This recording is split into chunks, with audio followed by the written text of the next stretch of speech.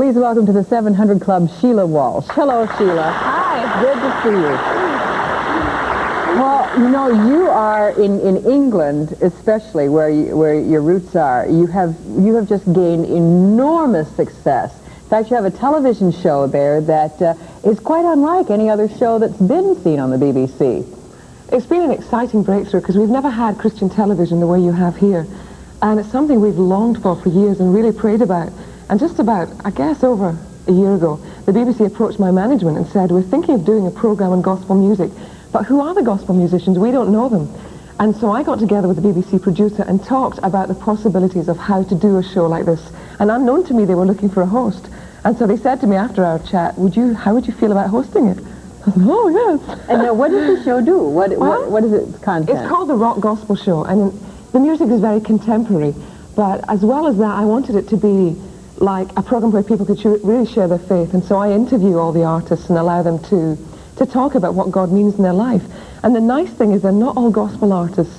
Some are big secular artists who happen to have a very real relationship with God. Because only 2% of the whole population in Great Britain go to church. So what we're trying to say to people is it's possible to be a Christian in the 1980s and live in our world. It's relevant to know God. How is the program being received by the population? Amazingly well.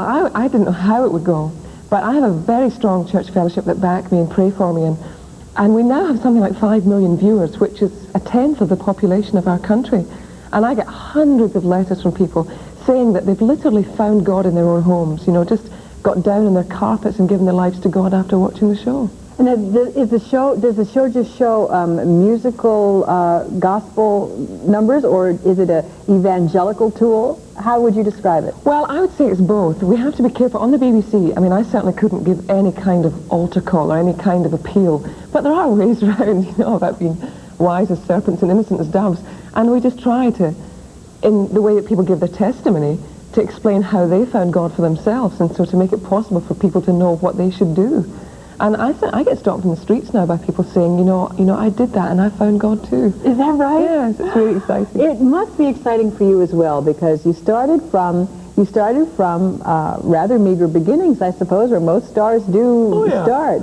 And now you are known around the world. Just finished a tour with Cliff Richard. You have finished a tour here in the United States. How did it go? It went incredibly well. I was touring with a guy called Steve Taylor, who's, to me, he's just wonderful. He's a fantastic guy. So it was a very successful tour. God really, really blessed us. And you're going back to England now? Yeah. Let's start out from the beginning and see how Sheila Walsh got started. Have you always thought of singing gospel music, and did it eventually dawn on you that pop music was the way to go for Christ, or did you have other aspirations? I didn't want to be a singer at all, really. I became a Christian when I was 10 years old. My father died when I was 5, and my mother had a very real faith. She showed us that it was possible to face tragedy and still know a loving God. And so I decided I wanted to be a missionary. So I went to study theology in London. I wanted to be a missionary in India with the Baptist Missionary Society. But while I was there, we put a group together and began traveling around schools and prisons and singing. And I think probably we were terrible. But God used it, and people kept coming to Christ. And so I thought, music is such a powerful tool. To me, certainly in America, it's the most powerful tool for reaching young people. And so I thought, well, I want to reach them in a way they can understand. And that's why my musical style, some people think it's a bit too radical for Christianity, but... Why? What would they consider radical about it? Well, most things. The fact that on stage I would use a lot of lights and smoke and effects, and people think, well, why do you need that? But to me, if we as Christians believe that the God we serve is the author of all creation, we should be more creative than the world. We shouldn't be looking at the world and saying, well, how did they do that? They should be looking at us and thinking, gosh, where did they get that from? So I think as long as we're always seeking to be glorifying to God and communicate the message rather than lifting ourselves up, then I think it's okay. When you were with that band, wasn't it true that at one time you wanted to be an opera singer? Yes, I trained for years in classical music, but I found I didn't have enough. My lungs weren't big enough. No, but I felt it was a limited audience. If I wanted to reach young people, then contemporary music was definitely the way to do it. England has always seemed to be on the edge of the music scene. I mean, as early as the Beatles. I was in England when the Beatles were just starting, and I know that sort of swept the nation. Do you think that your new style is that contemporary Christian style now? Do you think it's going to ignite the world? Are we going to see more of it, or has it reached its plane, do you think? I think it's just one of God's tools. I think if music ever tries to be a substitute for everything else, it's wrong. I mean, it could never take the place of the church. I mean, to me, that God will always use the church for evangelism. But I think it's one tool. I mean, I'm sent it by my church, and I have to report back to them, and they cover and support everything I do.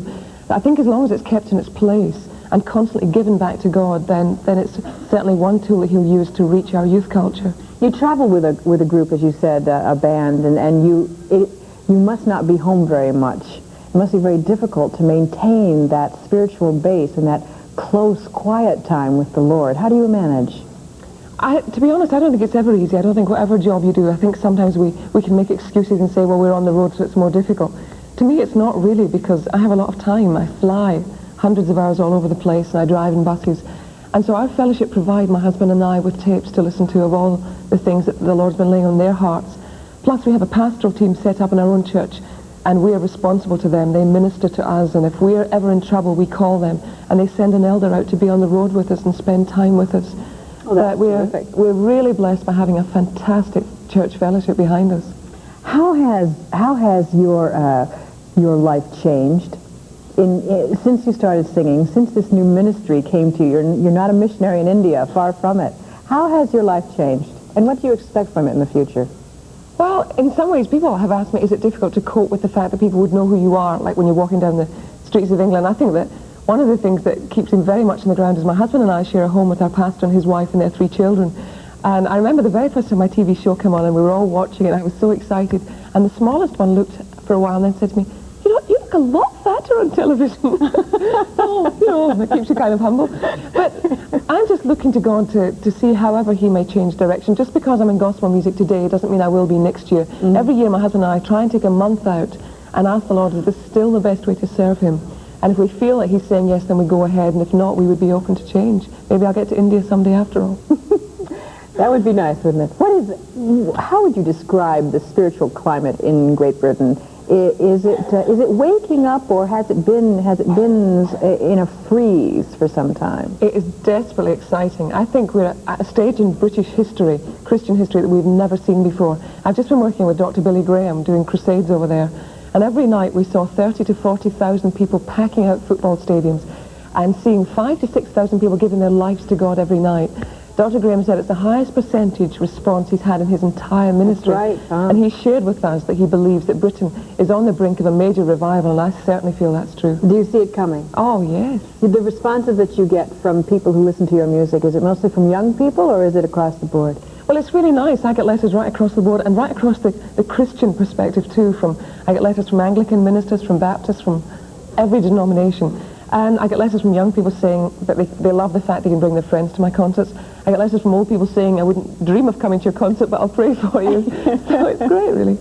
Well, Sheila, you certainly have been a blessing to so many, and I know your popularity is just beginning. And representing Christ as you do, you're just absolutely marvelous. And I thank you so much for being with us today. Thank you. God bless you, Sheila. Sheila Walsh. We will be back in just a minute. We're going to have some questions and answers for Pat. And don't forget, Sheila Walsh has an album. It's called Don't Hide Your Heart. A beautiful album and highly recommended. Thanks again, Sheila. We'll be back in just a moment. Stay with us.